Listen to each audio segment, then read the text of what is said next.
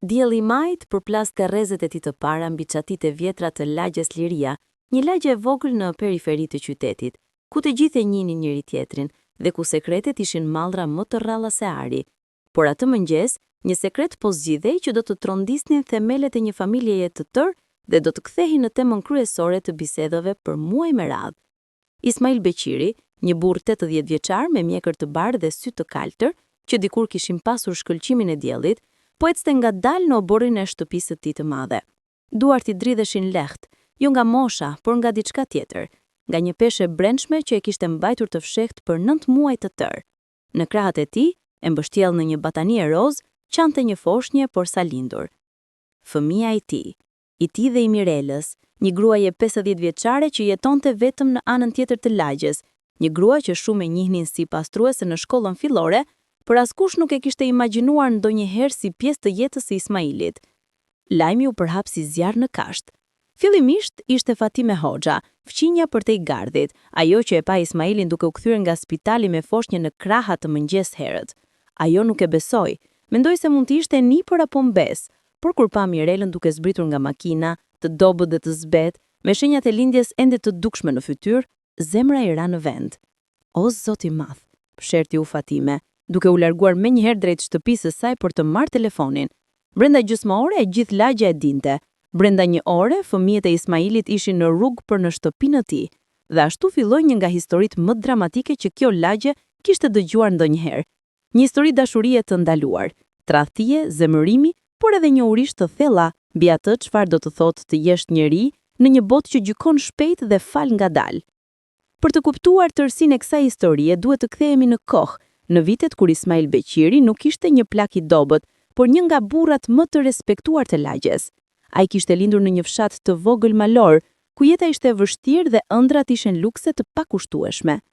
Babai I tij kishte qenë fermer I varfër dhe Ismaili kishte rritur duke parë vuajtët e prindërve të tij.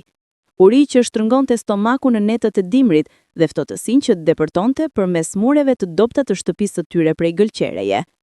Por Ismaili kishte diçka që shumë njerëz të tjerë nuk kishin, një vullnet të hekurt dhe një aftësi për të punuar më shumë se kushdo tjetër. Në moshën 20 vjeçare, ai u largua nga fshati dhe shkoi në qytet, me vetëm 50 lekë në xhep dhe një zemër plot shpresë. Filloi të punonte si manovër në ndërtim, duke mbajtur tulla, duke përzier çimento, duke u ngritur në skela të larta në ndjellin përzhullgues të verës dhe shiun përshkrues të dimrit. Vitet kaluan. Ismaili kurse u çdo qindark, nuk pinte duhan, nuk shpenzonte për argëtime. Jetonte në një dhomë të vogël me 3 burra të tjerë, duke ndarë një shtrat dhe duke ngrënë bukë të thatë me domate. Por ai nuk u dorëzua, kurrë, dhe ngadalë me kohë filloi të ngrihej. U bë kryepunëtor, pastaj kontraktoi punën e parë të vogël të ndërtimit, pastaj të dytën dhe kështu hap pas hapi, gur mbi gur, Ismail Beqiri ndërtoi një perandori të vogël por të respektuar. Në moshën 30 vjeç, ai u martua me Lulen, një vajzë të bukur nga një fshat fqinj, me sy të zinj si qymyr dhe buzëqeshje që ndriçonte çdo dhomë. Lulja ishte e ëmbël, e devotshme dhe e dashuruar me Ismailin. Ajo e priste në shtëpi çdo mbrëmje me darkë të ngrohtë dhe buzëqeshje, edhe pse Ismaili shpesh vinte I lodhur dhe I heshtur, me mendimet ende në punë. Së bashku, ata patën 4 fëmijë, besnik, djali I parë, I fortë dhe ambicioz si babai I. Pastaj erdhi Ariana, vajza e bukur që trashëgoi sytë e nënës dhe zemrën e butë. Pastaj Iliri, djali I mesëm, më I qetë dhe më I menduar, që preferonte librat mbi vegla ndërtimi. Dhe së fundmi, Donika, vajza më e vogël, që erdhi si një bekim I papritur dhe që u bë shpresa dhe gëzimi I Ismailit në vitet e tij të mëvonshme. Ismaili punoi ditë e natë për fëmijët e tij. Donte që ata të kishin gjithçka që ai nuk kishte pasur: arsim, veshje të mira, ushqim të bollshëm dhe mundësi. Dhe në një mas të madhe, ai I arriti. Besnik shkoi në fakultet dhe u bë inxhinier. Ariana u martua me një mjek të suksesshëm. Iliri hapi një librari të vogël që u bë e njohur në qytet, dhe Donika po studionte për të bërë avokate. Por në gjithë këtë sukses dhe ngritje sociale, diçka u humbi në rrugë. Në vitet kur Ismaili ishte I fokusuar në ndërtimin e kompanisë të tij dhe në sigurimin e të ardhmes për fëmijët, ai harroi diçka thelbësore. haroi të ndërtoi lidhje të vërteta emocionale me ta. Ai ishte një ofrues i përkryer, por një baba i largët. Fëmijët e tij e respektonin, por nuk e njihnin vërtet. Ata e shihnin si një figurë autoritare, si një monument i suksesit, por jo si një njeri me ëndra, me frikra, me dobësi. Dhe Lulja, gruaja e tij besnik për 50 vjet, ajo që kishte qëndruar pranë tij në çdo vështirësi, ajo që kishte rrëmuar dhe kursyer së bashku me të, që kishte rritur fëmijët e tyre me dashuri dhe përkushtim, kishte vdekur 3 vjet më parë. Një sulm në zemër, i papritur dhe i pamëshirshëm, që ja mori jetën në një natë të ftohtë dimri. Ismaili nuk e kishte parashikuar atë humbje. Kur Lulja vdiq, një pjesë e tij vdiq me të. Ditët pas zvarimit ishin më të vështira që Ismaili kishte përjetuar ndonjëherë. Fëmijët erdhën për të qenë pranë tij, por pas disa ditësh, secili u kthye në jetën e vet. Besnik kishte kompaninë e tij për të menaxhuar. Ariana kishte fëmijët e saj për të kujdesur. Iliri kishte dykanin. Donika kishte egzamet. Dhe Ismaili mbeti vetëm në atë shtëpi të madhe, ku çdo kënd i kujtonte Luljen.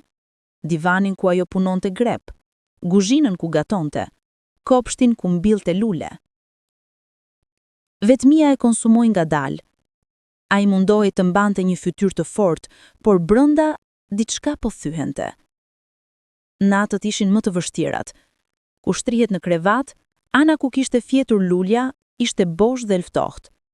Ai shpesh nuk mund të flinte dhe qëndronte zgjuar duke kujtuar vitet e kaluara, duke u penduar për fjalët që nuk i kishte thënë, për kohën që nuk e kishte kaluar me të. Ishte në këtë gjendje, në këtë hendek emocional, që Ismaili takoi Mirelën. Mirela Kola nuk ishte ajo që të priste të gjende në historinë e një 80 vjeçari. Ajo ishte një grua 50 vjeçare, e thjesht në dukje, por me një thellësi në sy që të bënte ta shikoje 2 herë. Kishte një ljetë të vështirë pas vetes, një martesë që kishte përfunduar keq, dhunë të përditshme që e kishte lënë me shenja jo vetëm në trup, por edhe në shpirt, dhe një jetë të vetmuar duke punuar si pastruese për të mbijetuar. Por Mirela kishte diçka që shumë njerëz humbasin pas kaq shumë vuajtjesh. Ajo kishte ruajtur aftësinë për të buzëqeshur. Nuk ishte një buzëqeshje gjerë e dramatike, por një buzëqeshje e lehtë, e sinqertë që vinte nga brenda. Dhe ishte kjo buzëqeshja që Ismaili e vuri re për herë të parë.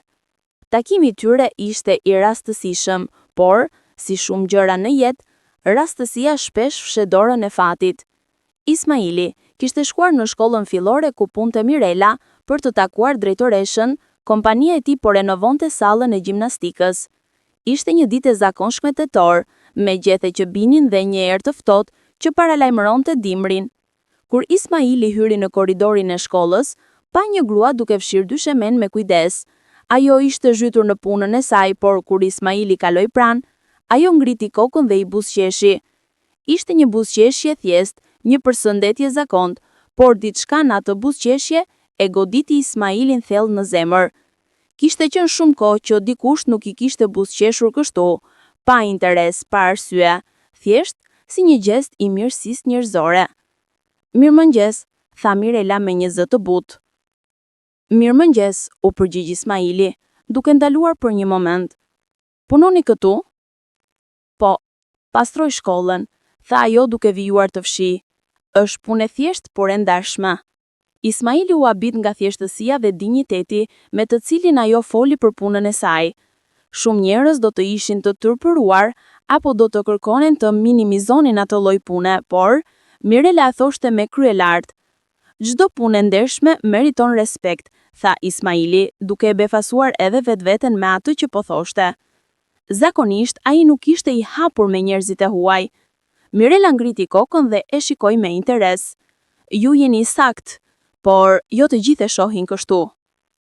Ata folën për disa minuta të tjera, një bisedë e shkurtër dhe e parëndësishme për gjëra të vogla, për motin, për shkollën, për lagjen, por në ato pak minuta, Ismaili ndjeu diçka që nuk e kishte ndjer prej kohësh, një lidhje njerëzore, një ngrohtësi që shkonte përtej fjalëve. Në javët që pasuan, Ismaili gjeti arsye për të shkuar në shkollë më shpesh se sa ishte e nevojshme. Her pas here ndalonte për të biseduar me Mirelën. Fillimisht ishin biseda të shkurtra, por ngadalë, ato u shtuan dhe u thelluan. Mirela i tregoi për jetën e saj, si kishte qenë e martuar me një burr që e kishte abuzuar për 20 vjet, si kishte gjetur guximin për t'u larguar, si po punonte 2 punë për të mbijetuar. Çdo mëngjes kur zgjohem, e di që dita do të jetë e vështirë, por gjithashtu e di që jam e lirë, dhe kjo liri vlen më shumë se çdo komoditet që kisha në atë shtëpi. Ismaili dëgjonte me vëmendje të plot. Kishte diçka në mënyrën se si Mirela fliste që e tërhoqi, një ndershmëri të paprerë, një forcë të qetë që vinte nga përvoja, nga dhimbja e te i kaluar. Dhe gjithashtu, Mirela e dëgjonte Ismailin. Ai filloi t'i tregonte për lulen, për fëmijët e tij, për vetmin që e kishte gëlltitur që kur gruaja e tij kishte vdekur. Ndonjëherë ndihem sikur jeta ime ka përfunduar, i rrëfeja i një ditë, me një zë që dridhej lehtë. Kam ndërtuar gjithçka për fëmijët e mi, por tani ata kanë jetën e tyre. Unë jam vetëm një plak që pret fundin. Nuk jeni vetëm një plak, tha Mirela me butësi. Jeni një burr që ka dhënë shumë për të tjerët, por tani mund të jetë koha për të jetuar pak për veten tuaj. Ato fjalë ishin si një dritare që u hap në një dhomë të errët. Ismaili nuk e kishte menduar kurrë kështu. Gjithë jetën e kishte kaluar duke jetuar për të tjerët, për prindrit e tij, për lulen, për fëmijët. Ideja që mund të jetonte për vetveten, që mund të kërkonte lumturinë e tij, ishte e huaj dhe njëkohësisht tërheqëse. Me kalimin e kohës, takimet e tyre u bën më të shpeshta. Ismaili filloi ta ftonte Mirelën për kafe në një bar të vogël pranë shkollës, pastaj për drek.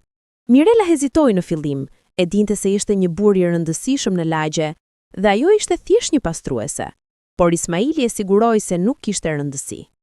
Unë nuk shikoj titujt apo pasuri, Mirela i tha një ditë, shoh zemrën, dhe zemra jote është më e pastër se e shumë njerëzve që japin mësim në atë shkollë. Ato fjalë e bën Mirelën të qante. Askush nuk i kishte thënë kurrë diçka kaq të bukur.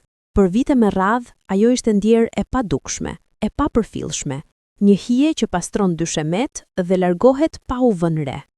Por Ismaili e pa, e vërtet e pa. Dhe ngadalë, pa e planifikuar, pa e kërkuar, ata të dy ranë në dashuri. Ishte një dashuri e çuditshme në sytë e botës.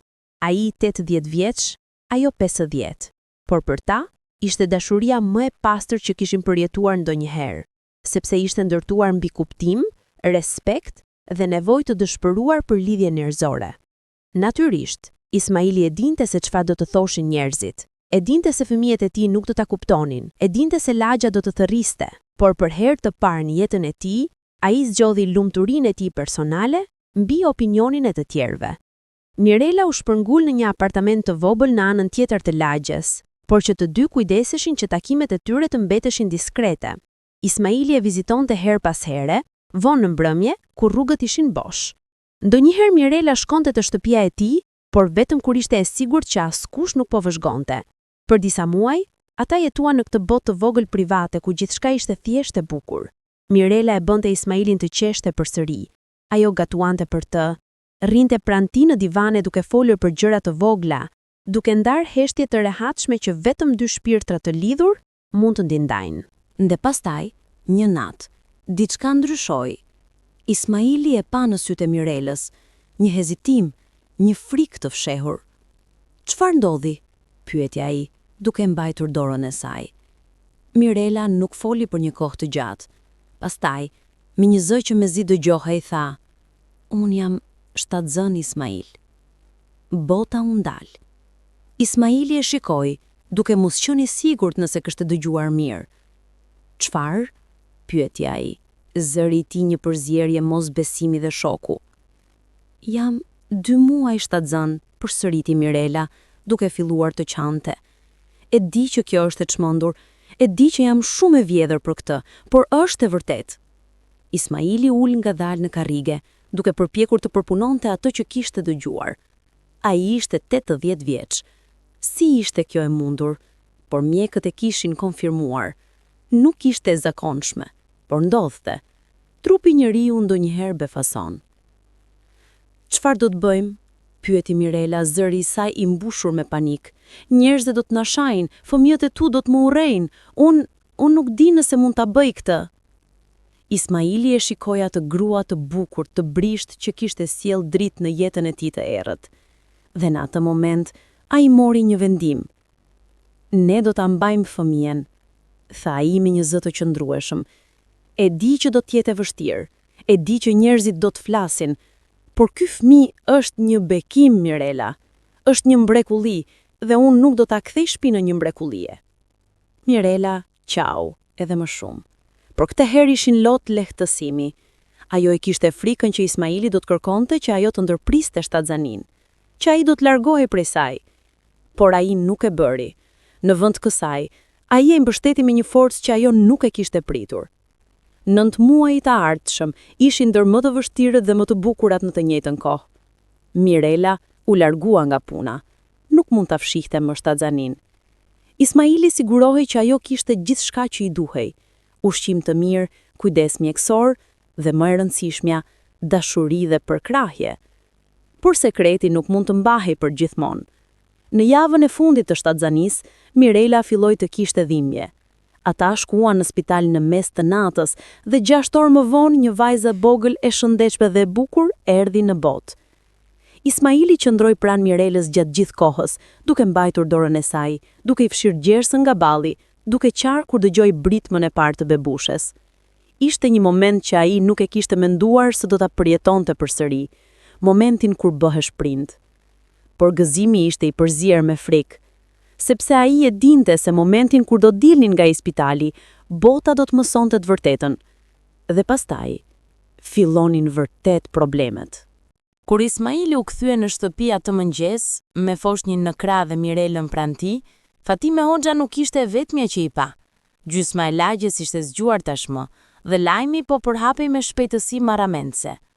E vërtet është, Ismail Beqiri ka lindur një fëmijë në moshën 80 vjeç, me kë? Me atë pastruesen? Skandal i papranueshëm. Komentet ishin të ashpra, të pakëndshme dhe plot paragjykim. Por Ismaili i priste. Ai e dinte se kështu do të reagonte bota. Prandaj nuk u tremb. Hyri në shtëpinë e tij me kokë lart, duke mbajtur vajzën e tij të vogël si thesarin më të çmuar në botë. Por reagimi që ai më së shumti e friksohej nuk ishte ai i fqinjve, ishte ai i fëmijëve të tij. Besnik ishte i pari që arriti. Ai kishte marrë një telefonat nga një mik që jetonte në lagje dhe fillimisht kishte menduar se ishte një shaka e keqe, por kur kishte telefonuar babain e tij dhe nuk kishte marrë përgjigje, ai kishte hipur në makinë dhe kishte ngarë me shpejtësi drejt shtëpisë. Kur hyri në shtëpi pa babain e tij të ulur në divane, duke u dhënë biberon një bebes, bota i shembët. "Baba, çfarë është kjo?" pyeti ai, zëri i tij ngarkuar me një përzierje shoku, mërie dhe mosbesimi. Ismaili ngriti kokën dhe e shikoi djalin e tij më të madh me një shprehje të qëndrueshme. "Kjo është vajza ime, Besnik. Motra jote." "Motra ime? Ti ke 80 vjeç, baba. Si është kjo e mundur? Kush është nëna?" "Emri i saj është Mirela. Ajo është një grua e mirë, që më bëri të ndihem përsëri njëri pas vdekjes së nënës tuaj," tha Ismaili me qetësi. "Pas vdekjes së nënës?" u revoltua.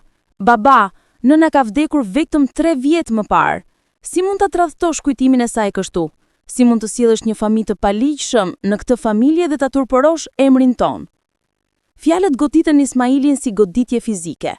"Ky fëmijë nuk është i paligjshëm, Besnik, është i imi dhe do ta dua sikurse ju kam dashur juve." "Sikurse na ke dashur ne?" Besnik qeshi me hidhëri. "Baba, ti na ke lënë mënjan që kur ishim fëmijë. Gjithë ato vite ti ishe në punë, duke ndërtuar inferin tënd. Nëna ishte ajo që na rriti. Dhe tani 3 vjet pas vdekjes së saj ti sjell një fëmijë me një grua që askush nuk e njeh?" "Unë punova për ju," tha Ismaili, zëri i tij duke u ngritur për herë të parë. "Çdo gjë që kam bërë e kam bërë për ju, që të keni një jetë më të mirë se ajo që pata unë." "Por nuk na dhe kohë, baba," tha Besnik duke u afruar. "Na dhe para, na dhe shtëpi, na dërgove me shkolla të mira, por nuk ishe kurrë atje.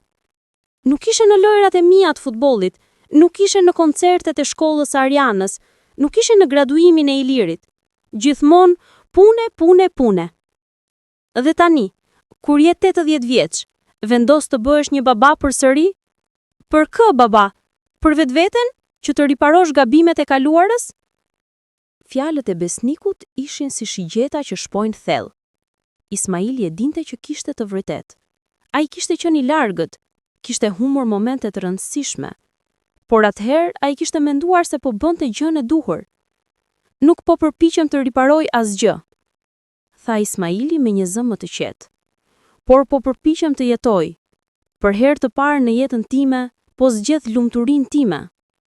E di që ju nuk e kuptoni, por ju lutem përpiquni. Nuk mund ta kuptoj këtë, baba, tha besnik duke tundur kokën. Dhe as nuk do të përpiqem. Dhe me këto fjalë, ai u kthye dhe u largua, duke mbyllur derën me forcë pas vetes. Nëse besniku ishte i mërzitur, Ariana ishte e shkatruar. Kur ajo erdhi në shtëpi disa orë më vonë, syti ishin të kuq nga të qarit. Baba, si mund të ta bësh këtë? Pyeti ajo, duke mos e fshehur dhimbjen në zërin e saj. Si mund të ta turpërosh kujtimin e nënës tonë? Ajo dha gjithçka për ty, për ne. Dhe ti tani jemi një grua që mund të ishte mbes jote. Ismaili ngjeu dhimbjen e gjoks. Nga të gjithë fëmijët, Ariana kishte qenë më e afërt me Lulen. Ato kishin qenë sikur motër dhe shoqe. Ndanin gjithçka. Ariana, dashuria ime për nënën tuaj nuk do të zbehet kurrë, tha ai me butësi. Por ajo vdiq, dhe unë vazhdova të jetoj. Nuk mund të jetoj në të kaluarën për gjithmonë. Por kjo nuk është vetëm për nënën, tha Ariana duke ulur në karrige. Kjo është për ne, për familjen tonë. Baba, çfarë do të thonë njerëzit? Burri im është mjek i njohur, fëmijët e mi shkojnë në shkollë private. Si do t'u shpjegoj atyre si gjyshi i tyre sapo ka pasur një fëmijë me një pastruese? Ato fjalë, një pastruese, ishin thënë me një ton përbuzjeje që e goditi Ismailin thellë. Mirela është një grua e ndershme dhe denjë. Ajo nuk meriton të flitet kështu për të. Ndoshta jo, por kjo nuk ndryshon faktin se ti na ke vënë në një pozitë të turpshme. Deri dje, ne ishim familja Beqiri, të respektuar, të admiruar. Sot jemi bërë objekt shakash dhe thashe themesh. Nëse respekti juaj mbështetej vetëm në opinionin e të tjerëve, atëherë nuk kishte vlerë të fillonte, tha Ismaili. Ariana ngriti kokën dhe shikoi me një shprehje që ishte një përzierje mërie dhe trishtimi. Ti nuk e kupton apo jo? Ti je në fund të jetës tënde, baba. Pas pak vitesh, ti nuk do t'jesh më këtu. Por ne do t'jemi. Ne do duhet të jetojmë me pasojat e vendimit tënd. Ato fjalë e lën Ismailin pa fjalë. Sepse ajo kishte të drejtë, ai nuk do t'jetonte për të para të vajzë të rritej. Dhe fëmijët e tij do të mbeteshin të ballafaqoheshin me gjykimin e botës. Por edhe kështu, ai nuk pendohej. Kjo vajzë është një bekim, tha ai me një zë të vendosur. Dhe nëse ju nuk mund ta shihni, atëherë më vjen keq, por unë nuk do të kthej shpinën. Ariana u ngrit dhe u afrua te dera. Para se të largohej, u kthye dhe tha: "Shpresoj që ajo të vlej, baba, sepse për të, ti po humb familjen tënde." Dhe ajo iku, duke lënë Ismailin vetëm me foshnjë në krah dhe një ndjenjë boshllëku që as dashuria për atë fëmijë të vogël nuk mund ta mbushte plotësisht. Iliri, djali i mesëm, erdhi mbrëmjen e asaj dite. Ndryshe nga besnik dhe Ariana, ai nuk erdhi me mëri apo akuza. Ai erdhi me heshtje dhe një shprehje të menduar në fytyrë. U ul pranë babait të tij. Dhe për një kohë të gjatë ata as që folën. Vetëm shikuan foshnjën që flinte paqësisht në djep. Ajo është e bukur, tha Iliri më në fund, duke ndjer lehtësim që të paktën një prej fëmijëve të tij nuk po e sulmonte. Por ti e di që kjo do të jetë e vështirë apo jo? Tha Iliri duke e kthyer shikimin nga foshnja te babai i tij. Jo vetëm për ty, por për të. Kur të rritet, ajo do duhet të përballet me faktin se babai i saj është 45 vjet më i vjetër se motra më e madhe. Ajo do duhet të dëgjoj komente, sharje, nënçmime. E di, tha Ismaili me një zë të lodhur. Por çfarë do doje që të bëja? T'ja kisha kërkuar Mirelës të ndërpriste shtatzënin? Jo, absolutisht jo. Jeta është e shenjtë. Por, baba, Ti duhet të mendosh për të ardhmen. Çfarë do të ndodhë me këtë fëmijë kur ti nuk do të jesh më këtu? Ishte pyetja që Ismaili e kishte shmangur, por tani ishte aty, e hapur dhe zhveshur. Kam ndërmend të logjishka për të, shtëpinë, kursimet, ajo nuk do të jetë nuk unë në nevojë. Parat nuk janë gjithçka, baba, tha Iliri me butësi. Një fëmijë ka nevojë për dashuri, për udhëzim, për një prind. Nëna e saj është 50 vjeç. Kur vajza të jetë 10 vjeç, nëna e saj do të jetë 60. Dhe ti nuk do të jesh më këtu, me shumë gjasa. Fjalët ishin të dhimbshme, por të vërteta. Ismaili e dinte. Atëherë, çfarë duhet të bëj, Ilir? Pyetje ai duke dukur vërtet i dëshpëruar. Duhet ta ktheja shpinën? Duhet të isha një frikacak dhe ti kisha thënë Mirelës se nuk e dua atë fëmijë? Jo, tha Iliri. Nuk po them këtë, por po them që tani, më shumë se kur, ti duhet jesh një baba për atë vajzë. Jo vetëm një ofrues, por një baba i vërtet.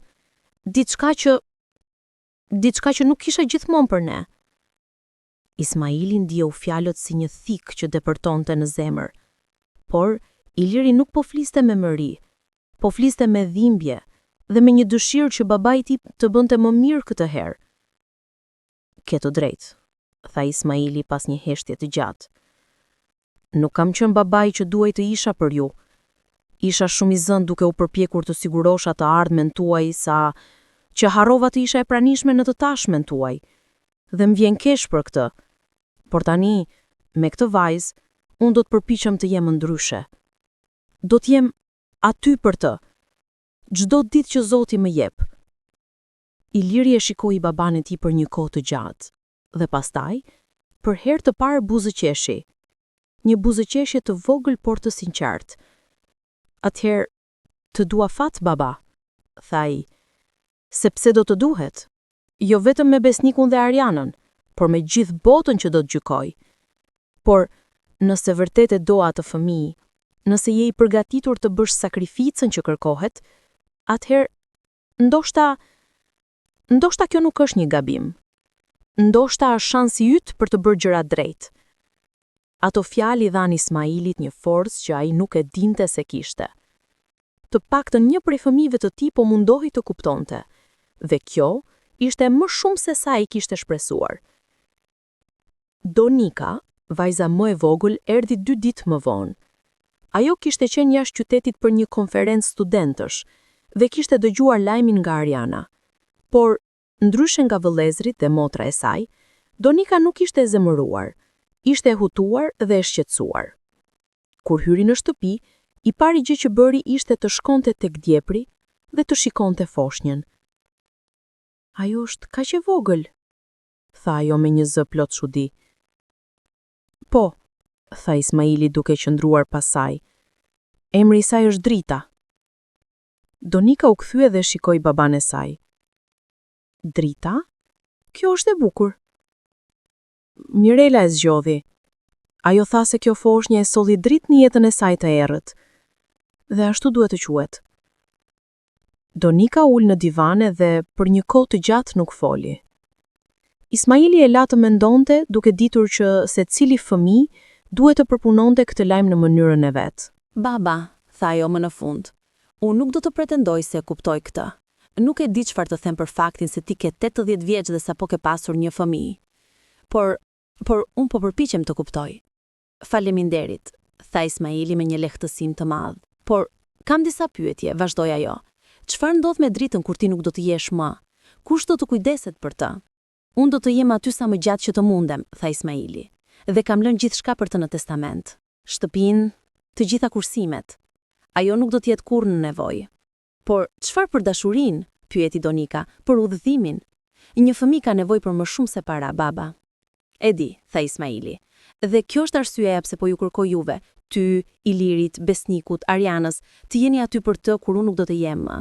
Jo si kërcënues, por si vëllezër e motra, si familje. Donika e shikoi baban e saj me një shprehje që ishte një përzierje dashurie dhe trishtimi.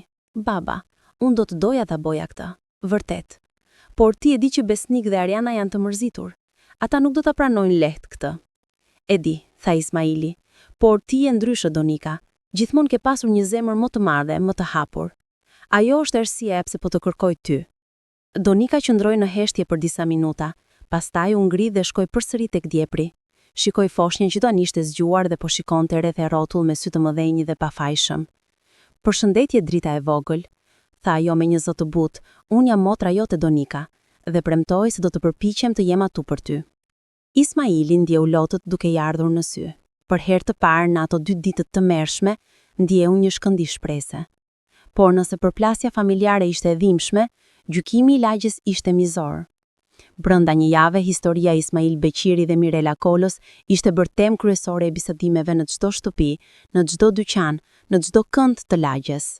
Gratë mblidheshin në tregje dhe bisedonin me zë të ulët, por mjaft të lartë që të tjerët të dëgjonin. E dëgjuat për Ismail Beqirin, 80 vjeç dhe ka pasur një fëmijë me atë pastruesen e shkollës.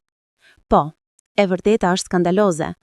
I varfër njeriu, humbja e gruas duhet ta ketë çuar nga mendja. Çudi që nuk ka vdekur nga turpi. Si mund ta bëj këtë ndaj kujtimit të lules? Dhe ajo gruaja, Mirela. Sigurisht që ishte ajo që e tërheqi.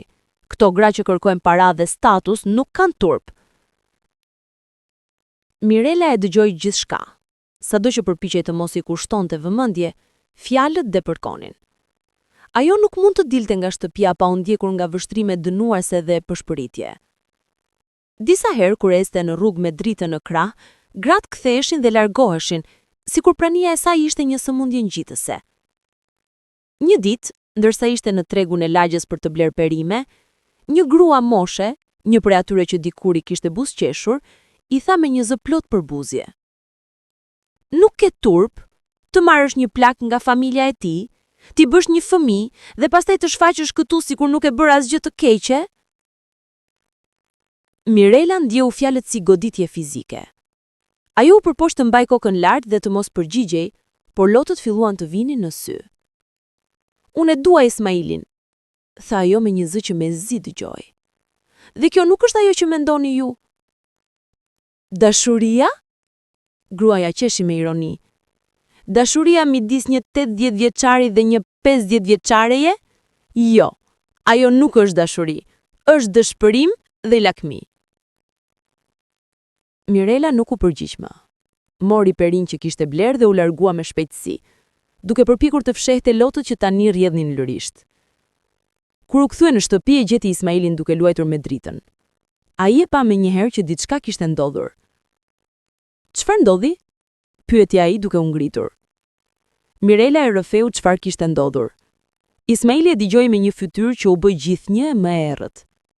"Nesër do të shkoj në atë treg dhe do t'i them të gjithëve se si janë gjërat." "Jo, Ismail", tha Mirela me shpejtësi. "Kjo vetëm do ta bëj situatën më të keqe. Njerëzit tashmë kanë vendosur, nuk ka asgjë që mund të thuash që do t'i ndryshoj mendimet e tyre." "Atëherë çfarë duhet të bëjmë?" pyeti Ismaili me dëshpërim. "Të qëndrojmë këtu dhe të lejojmë që ata të na shajnë?" "Jo", tha Mirela duke e shikuar me një vendosmëri të re. "Do të vazhdojmë të jetojmë, do të tregojmë me vepra, jo me fjalë. Se kjo dashuri është e vërtetë. Dhe ndoshta me kohë ata do ta kuptojnë, ose ndoshta nuk do ta kuptojnë. Por ne nuk mund të jetojmë jetën tonë duke u përpjekur ta kënaqim opinionin e tyre."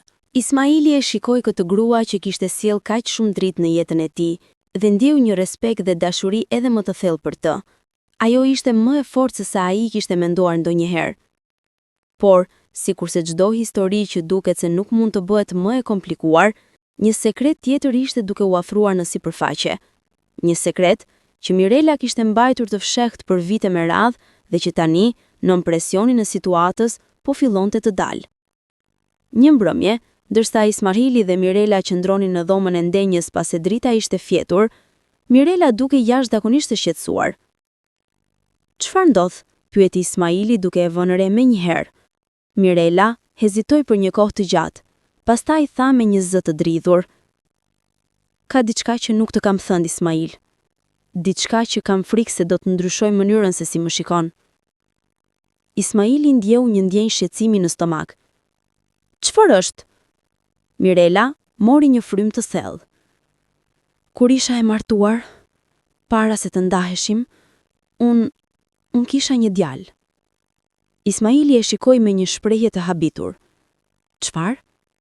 Ku është ai tani? Lotët filluan të rrjedhin nga faqet e Mirelës. Burri im ma mori. Kur u ndam, ai tha se unë nuk isha një nënë e mirë, se nuk e meritoja të isha me fëmijën. Ai kishte para, kishte avokat. Unë nuk isha asgjë.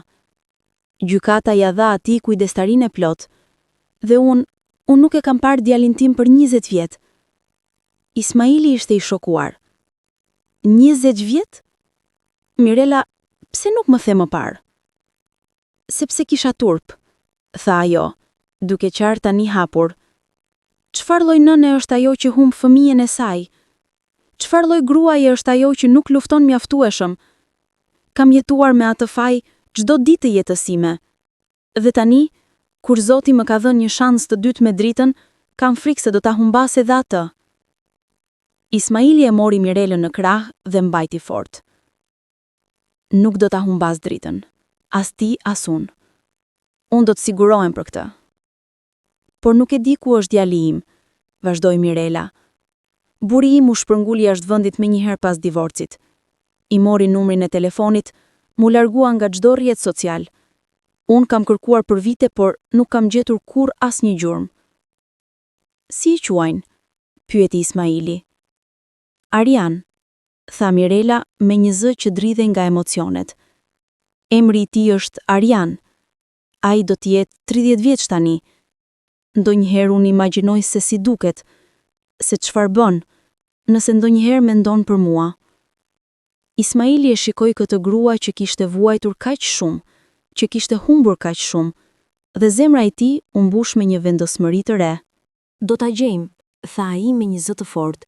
Nuk e di si, por do ta gjejmë djalin tënd. Ai meriton të njoh dhe ti meriton të kesh qetësi.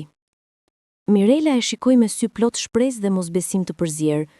Vërtet do të më ndihmosh? Natyrisht, tha Ismaili. Jemi bashkë në këtë, Mirela, në të mirë dhe në të keq. Dhe ashtu filloi një kërkesë tjetër, një kërkesë për të gjetur një djalë të humbur, për të riparuar një zemër të thyer dhe për të dhënë dritës mundësinë të njohë vëllaun e saj të madh. Ismaili nuk ishte një njeri që lëshonte lehtë. Ai kishte ndërtuar një biznes nga e para, kishte kapërcyer vështirësi të panumërta dhe kishte mësuar se me vendosmëri dhe durim, shumica e gjërave ishin të mundshme. Por gjetur një person që kishte qenë i zhdukur për 20 vjet, nuk ishte detyrë thjesht. Filloi duke kontaktuar një detektiv privat, një burr i moshuar që kishte punuar për vite me radhë dhe kishte kontakte në vende të ndryshme. Detektivi, që quhej Agron, ishte një burr serioz me një fytyrë të vrazhët për sy të mençur. 20 vjet është kohë e gjatë, tha Agroni kur Ismaili dhe Mirela i shpjeguan situatën. Njerëzit ndryshojnë emrat, lëvizin, fillojnë një jetë të reja. Por nuk është e pamundur. Më jepni çdo detaj që keni, emrin e plotë të ish bashkëshortit, vendin e fundit të njohur, çdo gjë. Mirela i dha çdo informacion që mbante mend. Emri i ish bashkëshortit ishte Petrit Kola. Ai kishte pasur një biznes të vogël importi, por më shumë se kaq, ajo nuk dinte. Ata ishin martuar të rinë dhe martesa kishte qenë një ferr që ajo kishte përpjekur të harronte. Javët kaluan. Agroni kontaktoi kontakte në vende të ndryshme, kërkoi në regjistrat publik, pyeti njerëz që kishin njohur Petritin, dhe ngadalë, pjesë të vogla informacioni filluan të vinin. Petrit Kola kishte lëvizur në Gjermani menjëherë pas divorcit. Ai kishte hapur një biznes atje dhe ishte martuar përsëri. Por më e rëndësishmja, Ariani, djali, kishte jetuar me të deri në moshën 18 vjeçare. Pastaj, për arsye që nuk ishin të qarta, Ariani kishte larguar nga shtëpia i babait dhe kishte filluar jetën e tij të pavarur. Gjurmët e fundit që kam gjetur tregojnë se ai jeton në Tiranë, tha Agroni një ditë, duke i dorëzuar një dosje Ismailit dhe Mirelës. Ka një biznes të vogël, një kafene në qendër të qytetit, por nuk kam pasur ende mundësinë të konfirmoj nëse është vërtet personi që kërkojmë. Mirela nuk mund ta besonte. Djali i saj, pas 20 vitesh, ishte kaq afër, në të njëjtin vend, në të njëjtin qytet. Duhet të shkojmë, tha ajo me një zë të dridhur. Duhet ta shoh. Po, por duhet jemi të kujdesshëm, tha Ismaili. Nëse është vërtet ai, ne nuk e dim si do të reagoj. Ai mund të jetë i mërzitur për të kaluarën, ose mund të mos dëshiroj të ketë kontakt. E di, tha Mirela, por duhet të përpiqem. nuk mund të jetoj më me këtë pendim. Të nesërmen, Ismaili, Mirela dhe Drita morën taksin dhe shkuan në adresën që Agron këshilloi. Kafeneja quhej Ëndra e Mëngjesit dhe ishte një vend i vogël, i këndshëm me tavolina druri dhe një atmosferë të ngrohtë. Kur hyn brenda, Mirela e pa menjëherë. Një burr rreth 30 vjeç ishte duke shërbyer kafen pas barkut. Ai kishte flokë të errët, sy kafe dhe një fytyrë që i kujtoi Mirelës babain e tij. Jo ish burrin e saj, por babain e saj të vdekur. Ai është, përshpëriti ajo, duke e kapur krahun e Ismailit. Arjan, ai është djali im. Ismaili e ndjeu dridhje në zërin e saj dhe e mbështeti me butësi. Shko dhe fol me të. Unë do të jem këtu pranë teje. Mirela u afrua ngadalë te barku. Zemra i rrithe kaq fort sa mendonte se të gjithë mund ta dëgjonin. Arjan e vuri re dhe buzëqeshi. Një buzëqeshje profesionale, të këndshme. Mirëmëngjesi, çfarë dëshironi? Pyeti ai. Mirela hapi gojen, por nuk doli asnjë fjalë. Si mund të thoshte? Si mund ta shpjegonte 20 vjet mungesë me një fjali? Filloi ajo, pastaj ndaloi. Lotët filluan të vinin në sy. Arjani e vori re që diçka nuk ishte në rregull. Buzëqeshja e tij u zhduk dhe shpreha e tij u bë më e shqetësuar. Zonjë, jeni mirë? Keni nevojë për ujë? Arjan, tha Mirela, dhe në atë emër, në mënyrën se si e tha, kishte kaq shumë dhimbje dhe dashuri, saqë djali ngriti kokën befas. Si e dini emrin tim? Pyeti ai, duke u bërë tani i kujdesshëm. Sepse unë jam nëna jote, tha Mirela, dhe me këso fjalë, lotët filluan të binin lirisht. Arjani u ngrit menjëherë, fytyra e tij një përzierje shoku, mërie dhe mosbesimi. Çfarë? Jo, nuk është e mundur. Është e vërtet, tha Mirela, duke përpjekur të qëndronte në këmbë. Ti je Arjan, djali im, lindur më 27 prill 1995. Kur ishe foshnj, kishe një shenjë të vogël në formën e një ylli mbi këmbën e majt. Kënga jote e preferuar ishte Ndaloni, tha Arjani, duke ngritur dorën. Zëri i tij kishte filluar të dridhej. Si guxoni të vini këtu pas 20 vitesh, pas gjithë asaj kohe që më braktisët? Nuk të braktisa, tha Mirela me dëshpërim. Babai yt ma mori, luftova për ty, por ai kishte para, kishte avokat, gjykata ma mori të drejtën. Dhe pastaj, ai u largua nga vendi dhe nuk më la të di ku ishe. Gënjeshtra, tha Arjani, zëri i tij duke u ngritur. Klientët e tjerë në kafene filluan të ktheheshin për të parë. Babai më tha se ti na braktise, se nuk na doje, se zgjodhe një jetë tjetër. Ai gënjeu, tha Mirela, duke qartë tani hapur. E aduroja, çdo natë për 20 vjet, kam qarë për ty. Çdo ditëlindje që ka kaluar, kam menduar për ty. Çdo fest, çdo moment i rëndësishëm, ti ke qenë në mendjen time. Arjani tundi kokën, duke u përpjekur të përpunonte atë që po dëgjonte. Jo, nuk mund të jetë e vërtet. Ti më braktise. Babai nuk do të gënjente për diçka kaq të rëndësishme. Babai yt ishte një burr i dhunshëm, tha Mirela me një zë që tani ishte më i fortë. Ai më rrahte çdo ditë. Më mbante të burgosur në atë shtëpi. Kur u largova, e bëra sepse nëse isha mbetur, ai do të më kishte vrarë. Por luftova për ty, Arjan. Shkova në gjykat, kërkova ndihmë nga kushdo që mund të më ndihmonte. Por ai kishte gjithçka. Para, pushtet, lidhje, dhe unë nuk kisha asgjë veç se dashurinë time për ty. Arjani qëndroi në heshtje për një kohë të gjatë. Fytyra e tij ishte e bardhë dhe duart i dridheshin. Nëse kjo është e vërtet, tha ai më në fund, pse nuk më kërkove më herët? Pse pritje 20 vjet? Sepse nuk dija ku ishe, tha Mirela. Babai yt u largua nga vendi dhe mori çdo gjurmë. Unë kërkova, pyeta, luftova për të gjetur ndonjë informacion, por ishte sikur të kishe zhdukur nga faqja e veut. Dhe pastaj jeta vazhdoi. Isha e thyer, isha e dobët, isha e dëshpëruar. Për kur nuk të harova, asnjëherë. Ismaili, që kishte qëndruar në një distancë të respektueshme, vendosi të afrohej. Ai e pa që Arjani ishte në prag të shpërthimit emocional dhe mendoi se ndoshta prania e tij mund të ndihmonte. Djalim, tha Ismaili me një zë të butë. E di që kjo është shumë për tu përpunuar, por nëna jote po thot të vërtetën. Unë jam dëshmitar i dhimbjes së saj për 20 vjet. Asnjë grua nuk mund të shtirë atë lloj dhimbjeje. Ariani e shikoi Ismailin, duke e vënë re për herë të parë. Ju kush jeni? Emri im është Ismail. Dhe jam bashkëshorti i nënës tënde.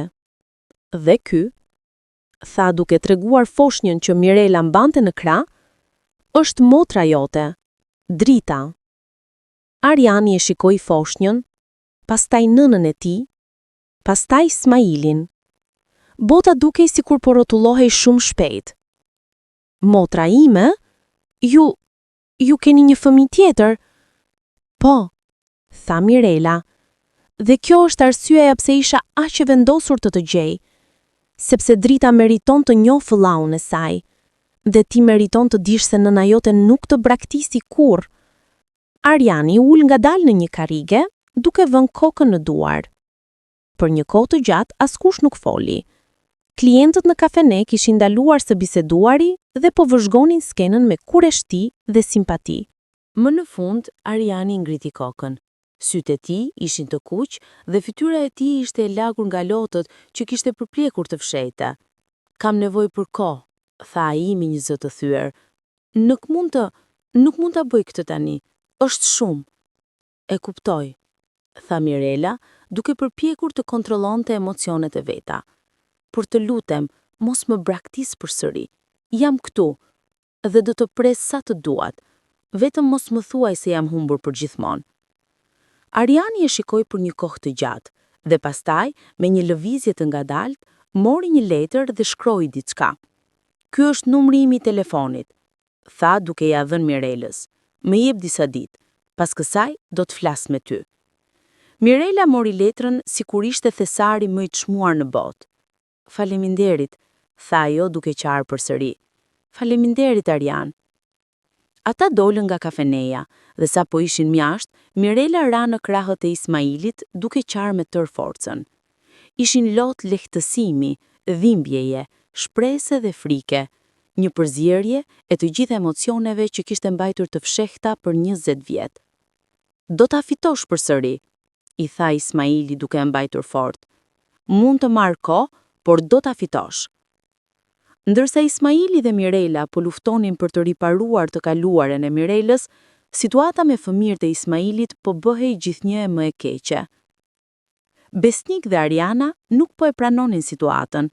Jo vetëm që refuzonin të vizitonin babain e tyre, por tani kishin filluar të merrnin masa aktive për të shprehur pakënaqësinë e tyre. Besniku thirrdi një mbledhje familjare pa ftuar Ismailin me Arianën, Ilirin dhe Donikën. Ata u mblodhën në shtëpinë e Besnikut, një vile madhe në pjesën e mirë të qytetit, dhe tensioni në dhomë ishte i prekshëm. Ne duhet të bëjmë diçka, tha Besniku duke ecur përpara në dhomën e ndenjës. Babai po e turpëron familjen tonë, e gjithë qyteti po flet për ne. Klientët e mi kanë filluar të më shohin ndryshe, biznesi po vuan.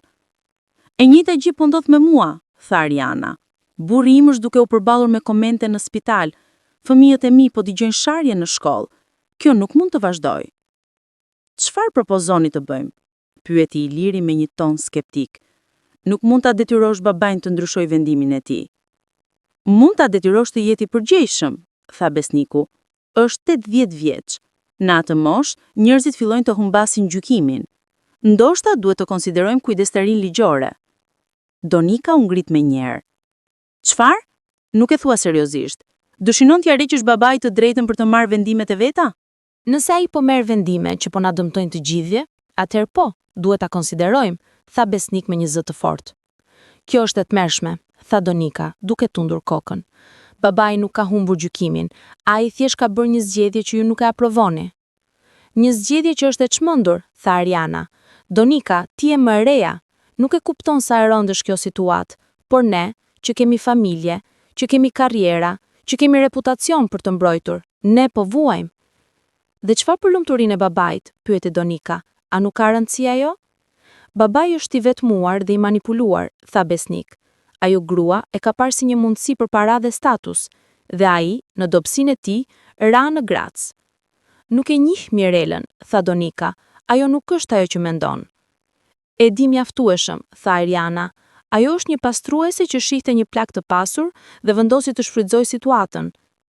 Iliri, që kishte qëndruar në heshtje deri atëherë, më në fund foli. Ju po e gjykoni pa e njohur historinë e plot. Po, situata është e pazakontë. Po, do të jetë e vështirë, por babai nuk është i çmendur.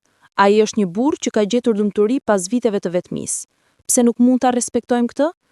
Sepse kjo lumturi po na kushton, tha besnik, dhe nuk jam i gatshëm ta paguaj këtë çmim. Atëherë çfarë dëshiron të bësh? Pyeti Iliri. Ta izolojmë baban? Ta detyrosh të zgjedh midis nesh dhe Mirelës? Nëse është e nevojshme, po, tha besnik me një vendosmëri të ftohtë. Donika qëndroi në këmbë, fytyra e saj e skuqur nga mëria. Nuk mund ta besoj se po dëgjoj këtë. Ju jeni vëllezrit e mi, por tani po silleni si të huaj të ftohtë dhe egoist. Babai ka dhënë gjithçka për ne, dhe tani por ai ka nevojë për dashurinë dhe mbështetjen tonë, ju po i ktheni shpinën? Ne nuk po i kthejmë shpinën, tha Ariana, po i kërkojmë të jetë i përgjegjshëm. Jo, tha Donika me një zë të fortë, po i kërkoni të jetë ai që ju doni të jetë, dhe kjo nuk është dashuri, është kontroll. Dhe me këto fjalë, ajo u largua nga mbledhja, duke lënë besnikun, Arianën dhe Ilirin në heshtje të tensionuar. 2 javë pas takimit me Arianin, Ismaili filloi të ndjehej keq. Fillimisht ishin dhimbje të lehta në gjoks që ai atributonte stresit dhe tensionit emocional, por një natë dhimbja u bë padurueshme. Mirela gjeti në kuzhinë, të mbështetur në tavolinë, duke i mbajtur kraharorin me një dorë dhe duke përpjekur të merrte frymë. Ismail, briti ajo, duke u vërsulur pranë tij. Çfarë po ndodh? Nuk di, tha ai me zor. Dhimbje në gjoks. Mirela mori telefonin dhe thirrri ambulancën menjëherë. Minuta derisa ambulanca arriti, ishin më të gjata të jetës së saj. Ajo qëndroi pranë Ismailit, duke mbajtur dorën e tij, duke i folur, duke u përpjekur ta mbante të qëndrueshëm dhe të vetëdijshëm. Qëndro me mua, Ismail, tha ajo, duke qarë. Të lutem, qëndro me mua, drita ka nevojë për ty, unë kam nevojë për ty. Ismaili e shikoi me sy që po errësoheshin nga dhimbja. Kujdesu për dritën, tha ai me zor. Premto. Nuk duhet të flasim për këtë tani, tha Mirela. Ti do të jesh mirë, do të shkosh në spital dhe mjekët do të ndihmojnë. Kur ambulanca arriti, paramedikët e vendosën Ismailin në barel dhe e çuan me shpejtësi në spital. Mirela shkoi me ta, duke mbajtur dritën në krah, duke qarë dhe duke u lutur vazhdimisht. Në spital, mjekët e çuan Ismailin menjëherë në njësi intensive. Ishte një sulm i lehtë në zemër, jo fatal, por mjaftueshëm serioz për të kërkuar trajtim urgjent dhe pushim total. Kur Mirela thirri fëmijët e Ismailit për t'i njoftuar, reagimet ishin të përzjera. Donika erdhi menjëherë, Iliri erdhi një orë më vonë. Por Besnik dhe Ariana vonuan dhe kur erdhën, tensioni midis tyre dhe Mirelës ishte i dukshëm. Si është ai? Pyeti Ariana duke mos e shikuar Mirelën drejt për drejt. Stabil, por i dobët, tha Mirela. Mjekët thonë se ka nevojë për pushim dhe pa stres. Pa stres, përsëriti Besnik me një ton ironik. Vështirë të ketë pushim kur jeta e tij është bërë një cirkus. Besnik, tha Donika me ashpërsi. Tani nuk është koha për këtë. Kur është koha?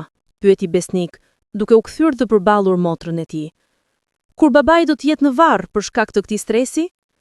Mirela ndjeu fjalët si goditje fizike, por u përpoq të mos reagonte. Ajo nuk donte të shkaktonte më shumë tension në një moment kaq kritik. Por Iliri e pa dhimbje në fytyrën e saj dhe foli. Mjaft, Besnik. Mirela nuk është fajtore për sulmin në zemër të babait. Ai është 80 vjeç. Këto gjëra ndodhin. Po, por stresi që kjo situatë ka shkaktuar ka kontribuar dhe ne të gjithë e dim këtë, tha Ariana. Në atë moment, mjeku doli nga dhoma e Ismailit. Familja Beqiri, thirrja ai. Të gjithë u afruan. Po, ne jemi këtu, tha Donika. Ismaili është stabil tani, tha mjeku, por duhet të qëndrojë në spital për disa ditë për vëzhgim. Dhe kur të shkojë në shtëpi, duhet të ketë kujdes të veçantë, ushqim i shëndetshëm, pa stres dhe pushim i plot. Faleminderit, doktor, tha Mirela me lehtësim. Mund ta shohim? Pyeti Ariana. Po, por jo të gjithë njëherësh, tha mjeku. 2 persona në një kohë dhe vetëm për disa minuta. Besnik dhe Ariana hynë të parët. Kur dolën pas 10 minutash, fytyrat e tyre ishin të ashpra dhe të pakontent. Pastaj hyni Iliri dhe Donika, dhe më në fund, Mirela, duke mbajtur dritën në krah. Kur Ismaili e pa Mirelën dhe foshnjën, sytë e tij u mbushën me lot. "Më falni," tha ai me një zë të dobët. "Ju kam shkaktuar kaq shumë dhimbje." "Nuk e pse të kërkosh falje," tha Mirela duke u ulur pranë krevatit. "Ti je burri më i mirë që kam njohur ndonjëherë, dhe ne do ta kapërcejmë këtë së bashku." Ismaili zgjati dorën dhe e preku fytyrën e dritës. "Ajo po rritet kaq shpejt," tha ai me një buzëqeshje të dobët. "Po," tha Mirela, "dhe ajo ka nevojë që ti të jesh këtu për ta parë duke u rritur." "Do të përpiqem," tha Ismaili. "Premtoj se do të përpiqem." 3 ditë pas sulmit në zemër të Ismailit, ndërsa ai ende ishte në spital, telefoni Mirelës ra. Ishte një numër që ajo nuk e njihte, por diçka në të bëri që zemër t'i rrithte më shpejt. "Alo?" u përgjigj ajo me një zë të kujdesshëm. "Mirela?" tha një zë mashkullor nga ana tjetër. "Është Ariani." Mirela ndjeu se këmbët i bëheshin të dobta. "Arian, faleminderit që më telefonove." Kishte një heshtje të gjatë. Pastaj Ariani foli, zëri i tij i mbushur me emocion. "Kam qenë duke menduar shumë për atë që më the, dhe kam folur me disa njerëz që e njihnin babain, dhe disa gjëra që ata më thanë bën që fjalët e tua të kenë kuptim." Mirela mbajti frymën. "Çfarë të thanë?" "Më thanë se babai kishte një temperament, se shpesh fliste keq për ty, se gjithmonë kishte një version tjetër të historisë kur dikush pyeste. Edhe kjo më bëri të mendoj, ndoshta ai nuk ishte gjithmonë i sinqert me mua." "Ariani," tha Mirela, lotë duke filluar të vinin. "E di që kjo është e vështirë për ty, por duhet ta dish se gjithçka që të thash ishte e vërtet. Unë kur nuk desha të të lë, isha detyruar." "E di," tha Ariani, zëri i tij duke u thyer, "ose të paktën po filloj ta kuptoj. Dhe dua të njoh, jo me njëherë, por ngadalë. Dua të dëgjoj historinë tënde. Dua të kuptoj çfarë ndodhi." Mirela qau hapur tani, por ishin lot gëzimi. "Faleminderit Arian, nuk e di sa shumë kjo do të thotë për mua." "Dhe dua ta njoh motrën time," vazhdoi Ariani. "Drita është një emër i bukur." "Ajo është një vajzë mrekullueshme," tha Mirela. "Dhe do të doja që ti ta njihje." "Ku është babaiu i ri?" pyeti Ariani me një ton që ishte më pak armiqësor se më parë. "Ai dukej si një burr i mirë." "Ai është në spital," tha Mirela, zëri i saj bëhej sërish i trishtuar. "Ka pasur një sulm të lehtë në zemër." "Më vjen keq të dëgjoj këtë," tha Ariani me sinqeritet. "Shpresoj që ai të shërohet." "Faleminderit, ta Mirela. Do t'i them. Ai do të jetë i lumtur të dëgjojë se ti më ke telefonuar." Ata folën për gati një orë, një bisedë kujdesshme, plot hezitim, por e mbushur me një dëshirë të sinqertë për të ndërtuar një urë mbi boshllëkun e 20 viteve. Kur mbyllën telefonin, Mirela ndjeu se për herë të parë në shumë kohë, gjërat po fillonin të shkonin në drejtimin e duhur. Kur ja tregoi lajmin Ismailit, ai buzëqeshi, një buzëqeshje të dobët por të vërtet. "E she?" tha ai. "Të thash se do ta fitonim." "Ne," tha Mirela, duke e korrektuar. "Ne do ta fitojmë." Pas një jave në spital, Ismaili u lejua të shkonte në shtëpi. Mjekët i dhanë një listë të gjatë udhëzimesh, ilaçe, dietë, ushtrime të lehta dhe mbi të gjitha, shmangja e stresit. Por si mund të shmangej stresi kur jeta e tij ishte bërë një burim i vazhdueshëm konflikti? Mirela u kthye me të në shtëpi dhe filloi të kujdesej për të me një përkushtim që e habite dhe Ismailin. Ajo gatuante ushqim të shëndetshëm, i kujtonte të merrte ilaçet dhe siguroi se ai po pushonte mjaftueshëm. Drita, edhe pse ende shumë e vogël, dukej sikur e kuptonte se diçka ishte gabim dhe kishte qenë më e qetë dhe më e butë në javët e fundit. Donika vinte çdo ditë për të ndihmuar. Ajo sillte blerje, luante me dritën dhe jepte mbështetje emocionale për Mirelën që ishte e lodhur dhe shqetësuar. Iliri vinte 2 herë në javë, duke sjellë libra për Ismailin dhe bisedonte për gjëra të lehta për ta mbajtur moralin lart. Por Besnik dhe Ariana nuk ishin parë. Ata kishin dërguar Lule në spital me një kartë që thoshte thjesht shërim të shpejt, por nuk ishin bërë asnjë përpjekje për të vizituar ose telefonuar. Një ditë, ndërsa Ismaili ishte duke pushuar në divan, ai I tha Mirelës: "Besnik dhe Ariana nuk do të vinë, apo jo?" Mirela nuk donte ta zemëronte, por nuk mund të gënjente.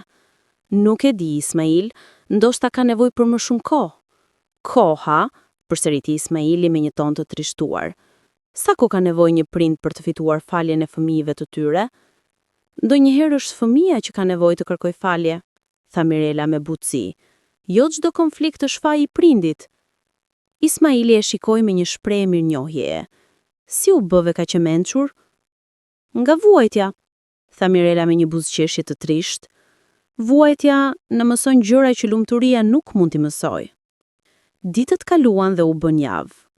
Ismaili po shërohej fizikisht, por plagët emocionale ishin më të vështira për t'u mbyllur. Ai mendonte shpesh për besnikun dhe Arianën, për fjalët e ashpra që kishin thënë, për largësinë që kishte urritur midis tyre. Po një ditë, diçka e papritur ndodhi. Ismaili po pushonte në dhomën e ndenjes kur dëgjoi zilen e derës. Mirela shkoi për të hapur dhe, kur u kthye, fytyra e saj ishte një përzierje befasie dhe shqetësimi. Kush është? Pyeti Ismaili. Është Ariani, tha Mirela. Ai dëshiron të takojë. Ismaili u përposhtë të ulej më drejt në divan, duke rregulluar jastëkët pas shpine. Zemra i rihte më shpejt, jo nga stresi, por nga një ndjenjë pritjeje. Ky ishte djali që Mirela kishte qarë për 20 vjet. Ky ishte një pjesë e familjes së re që po formohej, një urë midis së kaluarës dhe të ardhmes. Ariani hyri në dhomë me hapat kujdesshëm. Ai mbante një tufë me lule në një dorë dhe një lodhër të vogël për dritën në tjetrën. Fytyra e tij shfaqte tension, por edhe një dëshirë të sinqertë për të qenë aty. Mirdita, tha ai me një zë që dridhej lehtë. Mirdita, Arian, tha Ismaili duke buzëqeshur. E a ulu, nuk duhet të qëndrosh në këmbë për hir të moshës sime të vjetër. Ariani buzëqeshi nervozisht dhe u ul në karigen përballë divanit. Për disa momente, askush nuk foli. Mirela qëndroi në pragun e dhomës, duke i vëzhguar të dy burrat më të rëndësishëm në jetën e saj. Njëri që kishte humbur 20 vjet më parë, tjetri që e kishte shpëtuar nga vetmia. Dëgjova për sulmin në zemër, tha Ariani më në fund. Si ndihesh? Më mirë, tha Ismaili. Trupi plag ka mënyrat e veta për të na kujtuar se nuk jemi të pavdekshëm, por po shërohem, dhe tani që je këtu, ndihem edhe më mirë.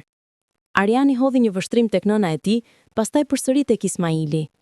E di që situata është e pazakontë, dhe e di që shumë njerëz po gjykojnë, por pasi flasa me nënën, pasi e dëgjova historinë e saj, fillova të kuptoj se jeta nuk është gjithmonë e bardhë e zezë.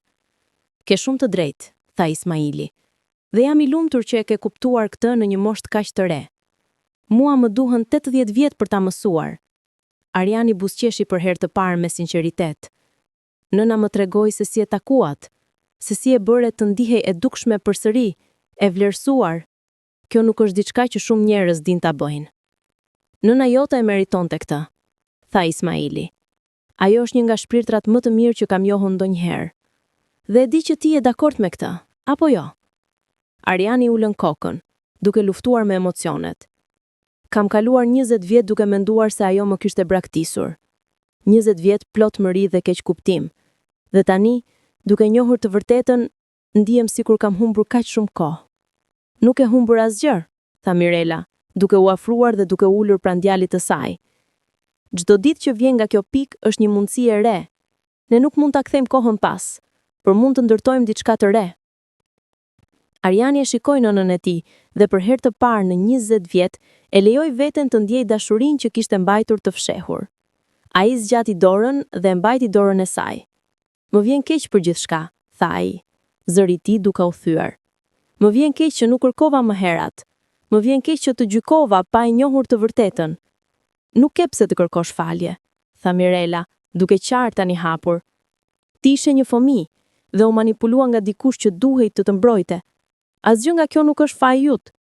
Ismaili i vëzhgoi të dy dhe ndjeu një ngrohtësi në zemër që nuk e kishte ndjer prej kohësh. Kjo ishte ajo që kishte shpresuar. Jo vetëm që Mirela të gjente paqe, por që familja të fillonte të shërohej. Arian, e di që kjo është e vështirë për ty, por dua që ta dish se ti je i mirëpritur këtu gjithmonë. Kjo shtëpi është shtëpia jote. Dhe drita, motra jote, do të ketë nevojë për një vëlla të madh kur të rritet. Ariani e shikoi foshnjën që po flinte paqësisht në djepin pranë. Ajo është e bukur, tha ai me zë plot çudi. E vogël dhe e pafajshme. E bën njeriu të mendoj për gjithçka që ka rëndësi vërtet. Po, tha Ismaili. Fëmijët kanë atë aftësi. Na kujtojnë se çfarë është e rëndësishme dhe çfarë është thjesht zhurmë. Ata folën për më shumë se 1 orë. Ariani u hap nga balë duke treguar për jetën e tij. Si kishte rritur nën hijet e një babai të ashpër, si kishte larguar në moshën 18 vjeç, si kishte ndërtuar jetën e tij të pavarur. Mirela dëgjonte me vëmendje të plot, duke përthithur çdo detaj, duke përpjekur të mbushte boshllëkun e 20 viteve në disa orë. Kur Ariani u ngrit për t'u larguar, ai u kthye në prag. A mund të vi përsëri? Pyeti ai me një zë të butë. Dua të njoh më mirë motrën time. Dhe ju? Do të doja asgjë më shumë, tha Mirela, duke buzëqeshur përmes lotëve. Pas largimit të Arianit, Ismaili e tërhoqi Mirelën pranë vetes në divan. E sheh? Tha ai. Gjërat po fillojnë të përmirësohen. Po, tha Mirela, por ende ka një rrugë të gjatë. Fëmuat e tua ende nuk po pranojnë. Do të vinë, tha Ismaili, me një besim që nuk e kishte ndjer prej kohësh. Ose do të vinë, ose nuk do të vinë. Por ne do të vazhdojmë të jetojmë dhe do të tregojmë se dashuria mund të mposhtë gjithçka. Por jo të gjithë ishin gati për pajtim.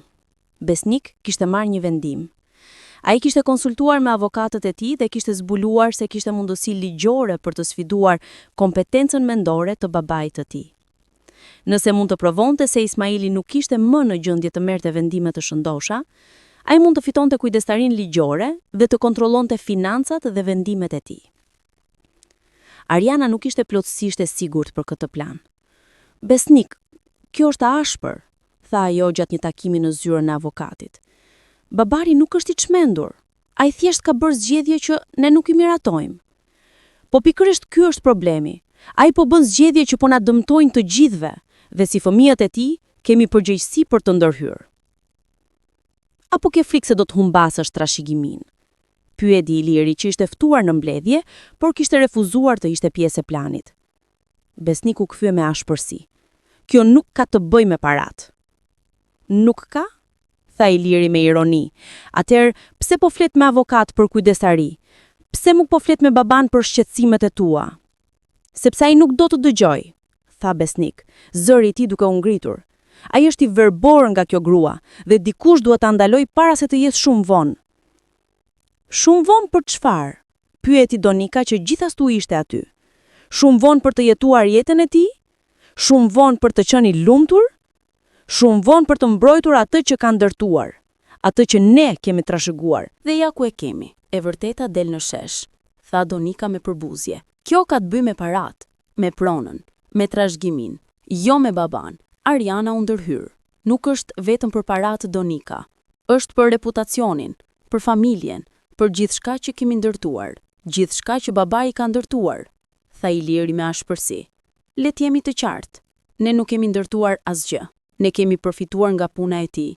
Dhe tani, kur ai dëshiron diçka për veten e tij, ne po protestojmë. Nuk jam dakord me këtë, tha Besnik me vendosmëri, dhe do të vazhdojmë me procedurat ligjore. Donika u ngrit me ashpërsi. Nëse e bën këtë, do të humbis jo vetëm baban, por edhe mua. Nuk do të jem pjesë e kësaj kryedelzie. Iliri u ngrit gjithashtu. E njëjta gjë. Nëse sulmon baban kështu, ne nuk jemi më familje. Besnik i shikoi me një shprehje të fortë. Atëherë le të jetë kështu. Bëni zgjedhjen tuaj. Por unë po bëj atë që mendoj se është e drejtë. Javët që pasuan ishin ndër më të vështira që Ismaili kishte përjetuar ndonjëherë. Besnik filloi procesin ligjor, duke paraqitur një kërkesë në gjykat për vlerësim të kompetencës mendore të babait të tij. Lajmi u përhap shpejt dhe përsëri familja Beqiri u bë temë bisedash.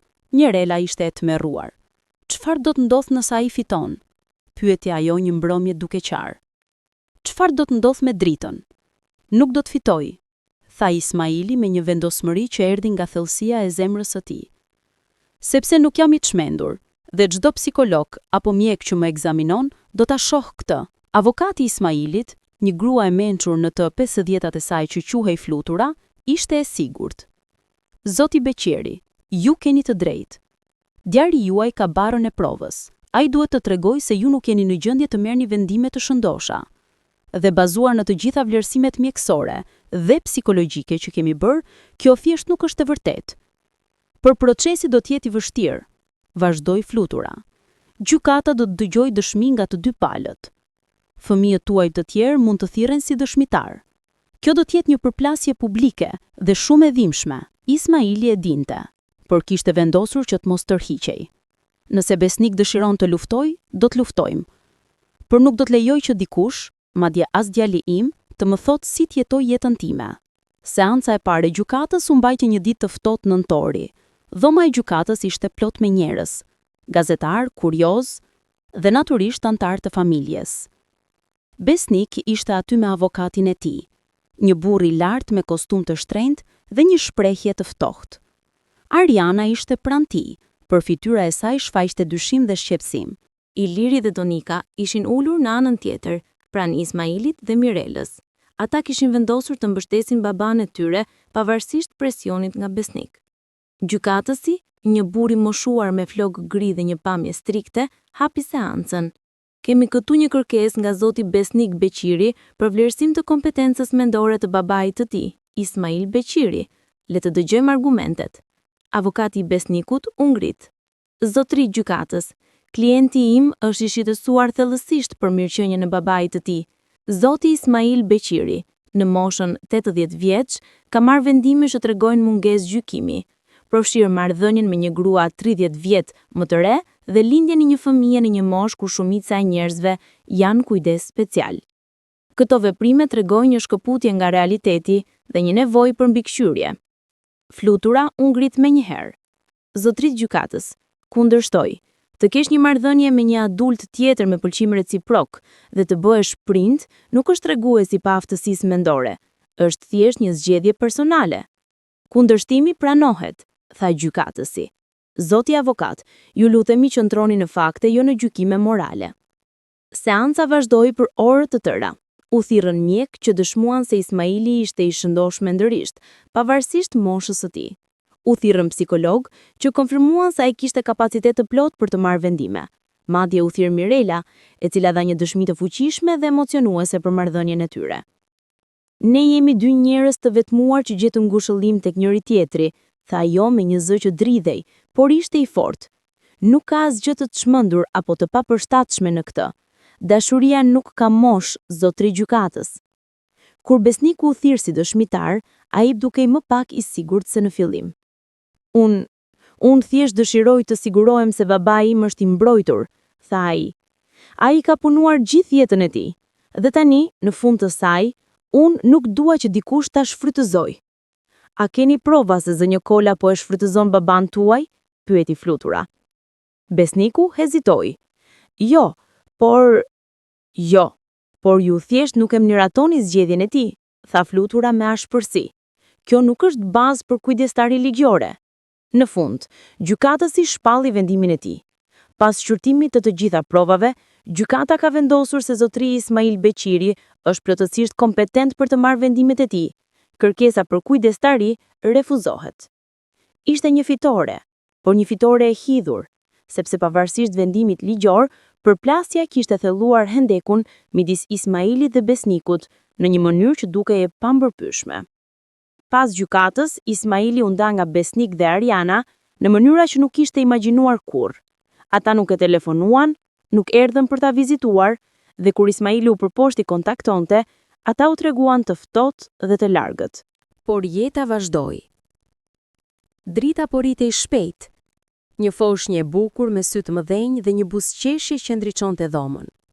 Mirela ishte një nënë e përkushtuar dhe Ismaili, pavarësisht moshës dhe shëndetit të tij të dobët, bënte çmos për të qenë i pranishëm. Arian filloi të vinte më shpesh. Fillimisht ishin vizita të shkurtra, por ngadalë ato u bën më të gjata. Ai filloi të sillte dhurata për dritën, të luante me të fliste me Ismailin për biznesin dhe jetën. Dhe ngadalë, ai filloi të ndërtonte një lidhje me motrën e tij që ai kurrë nuk e kishte imagjinuar. Ajo të pëlqen, tha Mirela një ditë, duke parë Arianin duke luajtur me dritën. E sheh shikimin e saj kur ti hyn në dhomë? Ajo di se ti je i veçantë. Arian buzëqeshi. Dhe unë po filloj ta kuptoj se çfarë do të thotë të kesh një familje të vërtetë. Diçka që nuk e kisha kurrë me babain. Një ditë, 6 muaj pas gjykatës, doli diçka e papritur. Iliri erdhi në shtëpi me lajme. Baba, kam folur me Besnikun, tha ai, dhe ai dëshiron të flasë me ty. Ismaili ndjeu një përzierje shprese dhe frike. Për çfarë? Nuk më tha shumë, pranoi Iliri, por mendoj se po fillon të pendohet. Ariana gjithashtu është e tronditur. Djali i saj më i madh, një prijut, e ka pyetur kohët e fundit pse nuk e shohin gjyshin. Dhe kjo e ka bërë Arianën të mendojë. 2 ditë më vonë, Besniku erdhi në shtëpi. Ishte hera e parë që Ismaili e shite djalin e tij që nga gjykata. Besniku dukej më i plakur, më i lodhur, sikur pesha e konfliktit kishte marrë rëndësinë e saj. Baba, tha ai, duke qëndruar në pragun e dhomës. A mund të flasim? Ismaili bëri shenjë për të ulur. Natyrisht. Për një kohë të gjatë askush nuk foli. Pastaj Besniku filloi, zëri i tij i mbushur me një pendim që nuk po përpiqej ta fshehte. Kam gabuar, tha ai thjesht. Për gjithçka, për gjykatën, për fjalët e ashpra, për mënyrën se si të kam trajtuar. Dhe më vjen keq. Ismaili ndjeu lotu duke ardhur, por nuk i lejoi të bjen. Pse ke ndryshuar mendje? Besniku mori një frym të thellë. Sepse djali im më preti pse nuk shkonim ta shikonim gjyshin, dhe kur u përpoqja t'i shpjegoja, fjalët e mia tingëllonin bosh edhe për mua. Si mund t'i them atij se dashuria ka rregulla, se babai i tij nuk mund të jetojë siç dëshiron sepse ne nuk e miratojmë? Dashuria nuk ka rregulla, tha Ismaili me përtësi. Dhe jam i lumtur që më në fund e ke kuptuar këtë. Dua të njoh motrën time, tha Besniku duke e befasuar Ismailin. Dritën, dua që fëmijët e mi ta njohin. Dua të jem pjesë e jetës tënde përsëri. Ismaili zjati dorën dhe Besnik e mori. Dhe në atë moment, diçka që kishte qenë e thyer, filloi të riparohej. Një vit më vonë, në ditëlindjen e parë të dritës, shtëpia e Ismailit ishte plot me njerëz. Besnik ishte aty me gruan dhe fëmijët e tij. Ariana kishte ardhur gjithashtu, më e ngrohtë dhe më e hapur se kurrë më parë. Iliri dhe Donika ishin natyrisht aty, si gjithmonë Besnik. Dhe Arian, djali i humbur i Mirelës, ishte bërë një pjesë e rëndësishme e familjes. Drita po ecte tashmë hapat e saj të parë, duke shkuar nga një person te tjetri, duke buzëqeshur dhe duke qeshur. Ishte një vajzë e lumtur, e rrethuar nga dashuri. Ismaili, edhe pse më i dobët se një vit më parë, ishte i lumtur. Ai shikonte familjen e tij, të vjetrën dhe të renë, dhe ndjeu një paqe që nuk e kishte ndjer kurrë më parë. E bëre, i tha Mirela duke ulur pranë tij. E mblodhe familjen. Ne e bëm, tha Ismaili, së bashku. Edhe ndërsa dielli perëndonte mbi lagjen Liria, një familje që njëherë ishte thyer, tashmë po shërohej. Jo me harres, por me falje, me kuptim dhe mbi të gjitha me dashuri.